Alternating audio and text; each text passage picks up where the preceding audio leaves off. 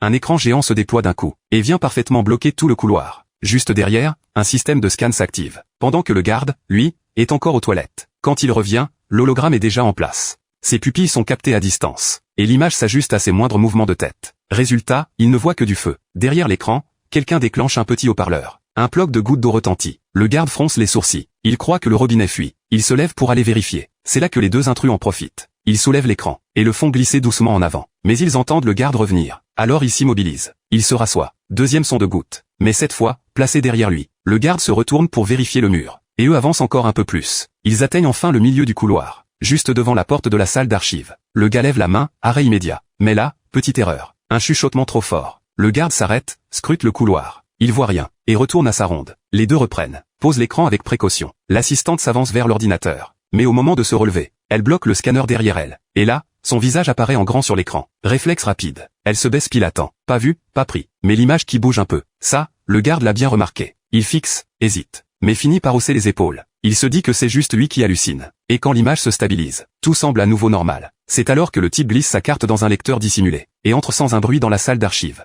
Une fois les fichiers récupérés, ils repartent comme ils sont venus. Et le garde, toujours persuadé de n'avoir rien vu, jusqu'à ce que son remplaçant arrive, et que les scanners se mettent à changer de mode. Les images commencent à sauter. Leur couloir n'en est plus un. Ils s'approchent, intrigués, et finissent par comprendre qu'ils viennent de se faire berner, par un simple écran, et une très bonne illusion.